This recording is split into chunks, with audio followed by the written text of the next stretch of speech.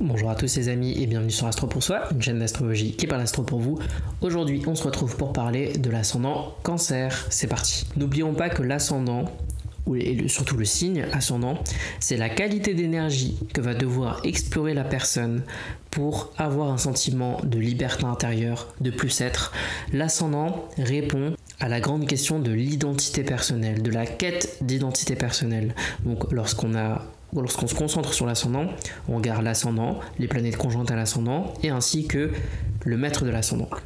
Le maître de l'ascendant pour l'ascendant Cancer, qui est évidemment la Lune. C'est intéressant l'ascendant Cancer parce que je crois que parmi tous les ascendants, c'est celui qui peut prendre la forme la plus variée en termes d'expression.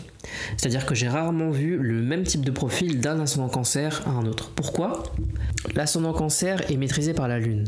L'aspect conscient de la Lune, c'est vraiment ce monde de l'imaginaire, c'est vraiment ce monde de l'enfance, c'est vraiment ce monde du rêve. La Lune, c'est dans le thème comme un espèce d'éternel souvenir qu'on porte en soi, même en étant adulte, c'est notre enfant intérieur, on pourrait dire. Et donc vous voyez bien qu'avec un ascendant Cancer, cet enfant intérieur peut prendre 12 formes différentes, peut correspondre à 12 grands archétypes qui sont très différents les uns des autres. Un ascendant Cancer avec une lune en Capricorne, c'est pas du tout la même chose qu'un ascendant Cancer par exemple avec une lune en Bélier. Pas du tout. Vous allez retrouver chez l'ascendant Cancer avec une lune en Bélier un côté aventurier, réellement, une espèce de Cancer vagabond que vous retrouvez pas du tout si vous avez un ascendant Cancer avec la lune en Cancer par exemple, ou un ascendant Cancer avec la lune en Capricorne, ou dans une moindre mesure un ascendant Cancer avec une lune en Taureau. La Lune est un caméléon. Souvent on associe la capacité d'adaptation à Mercure, c'est vrai, mais Mercure s'adapte avec intelligence, alors que la Lune c'est vraiment cette capacité d'adaptation et de reproduire ce qui nous est montré. La Lune est en rapport direct avec la reproduction. On trouve chez les grands mimes une dominante lunaire, souvent. Charlie Chaplin, par exemple, avait la Lune, je crois, à l'ascendant. Une dominante lunaire, c'est vraiment une capacité à copier, et aussi à se nourrir, à s'imprégner de l'énergie. Les deux planètes qui représentent les deux fonctions d'ouverture dans la psyché humaine, je pense pouvoir dire que c'est la Lune et à un autre niveau Neptune. C'est pas la même ouverture, hein. La Lune c'est une ouverture qui personnalise, Neptune c'est une ouverture qui décentre, qui dissolve. D'une certaine manière, elles sont même quelque part antagonistes ces deux fonctions, puisque la Lune pousse à l'autocentrisme et à l'égocentrisme, puisqu'on va se préoccuper de ses besoins à soi. Alors que Neptune, c'est bien au contraire, c'est les besoins de l'humanité, c'est la grande ouverture au monde divin. La Lune, Neptune est l'octave supérieure de la Lune de ce point de vue-là, c'est-à-dire que la Lune, c'est cette capacité à devenir la mère du monde. Alors je suis en train de faire une dégression totale sur la Lune, je vais me recentrer sur l'ascendant Cancer. L'ascendant Cancer, donc comme je vous l'ai dit, peut prendre différentes formes, mais je dirais que globalement, la qualité d'énergie qu'il doit explorer, c'est se centrer, ou plutôt se recentrer sur son monde émotionnel. Autant l'ascendant Gémeaux était appelé à découvrir le monde intellectuel, le monde cérébral, tout ce qui a un rapport avec le cerveau, l'électricité, la connectivité générale, que ce soit les personnes, les gens, les principes, les idées, autant le Cancer doit apprendre à reconnaître ses émotions, à faire avec son corps émotionnel, à reconnaître ses besoins. Comme dit, l'ascendant, c'est toujours une énergie qui est mal gérée d'une manière globale, donc soit elle est trop utilisée, soit elle l'est pas assez. Si elle est trop utilisée, l'énergie Cancer, ça donne une attitude puérile, ça donne un autocentrisme évident, un narcissisme évident, un narcissisme émotionnel principalement. Donc on va être du côté enfantin de l'énergie Cancer. Et de l'autre côté, on va être du côté mère et on va être dans une énergie surprotectrice de l'énergie Cancer.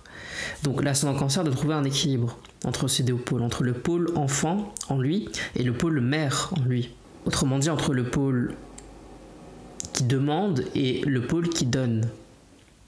La question affective, non pas forcément amoureuse, mais affective, le champ émotionnel va être exploré pour l'ascendant Cancer. L'ascendant Cancer, c'est aussi une quête d'identité. C'est véritablement une quête d'identité.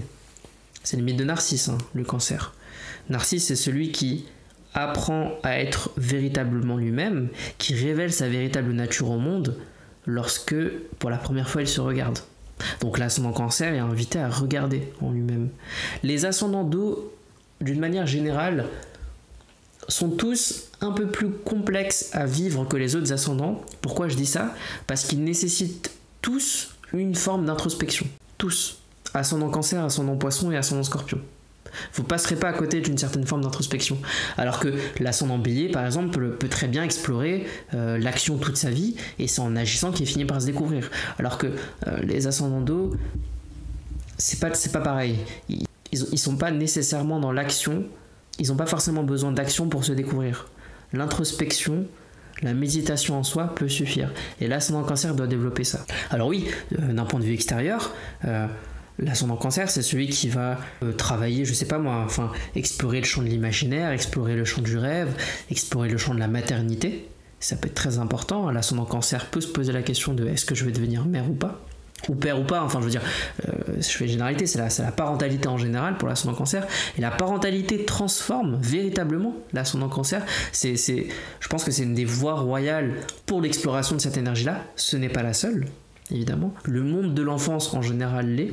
L'ascendant Cancer, paradoxalement, c'est celui qui est amené, étant donné qu'il est là pour explorer l'énergie du rêve, c'est celui qui est le plus à même de concrétiser ses souhaits d'enfant. C'est l'ascendant Cancer, ça peut vraiment être celui qui, quand il était petit, rêvait de devenir chanteur, artiste, peintre, astronaute ou je sais pas quoi, et qui finit par le devenir. Parce que l'ascendant Cancer est amené à ne plus faire de distinction entre ce qu'il rêve et ce qui est. Encore une fois, c'est un ascendant qui peut prendre 1001 formes. Je pourrais donner plein d'exemples d'ascendants Cancer qui ne font pas du tout la même chose. La Lune, c'est l'astre plus rapide, il bouge extrêmement vite, il forme plein d'aspects, puis il forme plus d'aspects. Enfin, il y a tellement de structures différentes qui peuvent se présenter avec la Lune que l'ascendant Cancer devient cette espèce de caméléon. Mais les principes généraux de l'ascendant Cancer, c'est maturer, c'est apprendre à être en soi, apprendre à répondre à ses besoins et par la suite peut-être répondre aux besoins de l'autre. C'est apprendre à se chérir, apprendre à se nourrir. C'est ne pas tout de suite, c'est éviter d'être dans une forme de sécheresse vis-à-vis de soi-même. Il y a le rôle maternel aussi qui peut être important pour l'ascendant Cancer. Pour le Cancer en général, c'est vrai, mais l'ascendant Cancer aussi pour le coup. L'enfance et le rôle maternel, le rôle corps à la mère peut être décisif pour l'ascendant Cancer. Je vous invite aussi évidemment à regarder où se trouve la Lune pour un ascendant Cancer en maison et en signe. Un ascendant Cancer avec une Lune en Bélier, on pourrait parfaitement penser à quelqu'un qui va travailler dans la protection, par exemple. Un ascendant Cancer avec une Lune en Taureau, on va être de l'ordre de quelque chose qui va permettre à la personne de devenir la mère nourricière. Je vous donne des grandes images, hein. Ça va de quelqu'un qui est chef étoilé à quelqu'un qui donne à manger à la cantine, on s'en fout. Ça c'est que l'expression extérieure. Ce qui compte c'est l'archétype que ça touche. Ascendant Cancer, Lune en Gémeaux, c'est quelqu'un qui va être... Ça c'est vraiment l'archétype de l'enfant joueur, qui le restera sûrement toute sa vie. Si le thème le permet. S'il n'y a pas un gros carré de Saturne qui vient casser la baraque, une opposition à je sais pas quoi, enfin à Pluton par exemple, bon là on aurait d'autres problématiques. Les carrés à Pluton, à la Lune en général, ou même les oppositions, peuvent être des lieux vraiment particuliers et vraiment chargés d'angoisse. Surtout pour les ascendants Cancer. Pour le coup, un ascendant Cancer avec un carré Lune Pluton, ça dénote vraiment ce sera à travailler en fonction des thèmes, mais c'est vraiment une grosse charge karmique à dénouer dans sa vie. Je veux pas mettre un aspect fatalité à ceux qui l'ont et qui m'écoutent. Excusez-moi d'ailleurs si c'est le cas, mais il y a des portes de sortie, il n'y a pas de souci, mais ça peut donner vraiment c'est vraiment la folie maternelle, quoi. Enfin, c'est des thèmes qui peuvent s'exprimer de manière assez lourde quand c'est dominant. Donc courage à ceux qui ont ces aspects-là et qui sont amenés. Les aspects, on les a pas pour rien, hein, je fais une parenthèse, mais les aspects dans nos vies, on les a pas pour rien. Je vous invite, si vous ne l'avez jamais fait, à par exemple faire le thème de vos parents. Si vous avez des enfants, faites le thème de vos enfants. Vous pouvez aussi faire le thème de vos frères et vos sœurs, et vous verrez que souvent il y a des thématiques qui ressortent, comme des planètes dominantes, des aspects dominants, des signes dominants. Vous verrez qu'il y a une espèce d'hérédité astrale, de relation entre les différents thèmes. Ce qui prouve bien qu'on n'est pas venu ici pour rien. L'astrologie permet de le découvrir, mais il y a plein de voies différentes qui permettent de le découvrir, mais l'astrologie pour le coup fonctionne assez bien là-dessus. On pourrait faire une généalogie astrologique, hein. D'ailleurs je crois que c'est Kepler qui l'a fait. Kepler était évidemment un grand astronome, mais aussi un grand astrologue, ce qu'on oublie souvent. Il s'était permis de faire le thème de ses parents en plus du sien. Ça, c'est un travail qui, si ça vous intéresse, c'est vachement intéressant. Bref, le rapport aux racines peut être important aussi pour l'ascendant Cancer. Ça, c'est une clé qui me vient à l'esprit. Le rapport aux racines, trouver ses origines pour trouver son identité. Ça, c'est quelque chose aussi de l'ascendant Cancer. Se rattacher à quelque chose, à une histoire familiale, à une terre, aux ancêtres, à une vraie histoire, à des vraies racines, ça peut être important pour l'ascendant Cancer. L'ascendant Cancer, c'est vraiment quelqu'un qui devra apprendre dans sa vie à se découvrir, quel que soit le prisme, et à être indulgent vis-à-vis de lui-même. Vraiment l'accueil de ses émotions et de son identité, l'ascendant Cancer. Alors que l'ascendant Lion, donc, qui sera la prochaine vidéo, on est plutôt sur l'affirmation de sa puissance personnelle. Bon, je ne spoil pas la prochaine vidéo, et je pense que je vais m'arrêter là. Donc voilà les amis, c'était tout pour cette vidéo sur l'ascendant Cancer. Si ça vous a plu, n'hésitez pas à lâcher un pouce bleu et un commentaire comme d'habitude. On se retrouve très vite pour une prochaine vidéo qui sera sur l'ascendant Lion. Et comme dit, on est parti pour les 12 ascendants, donc je vous dis à la prochaine. Au revoir.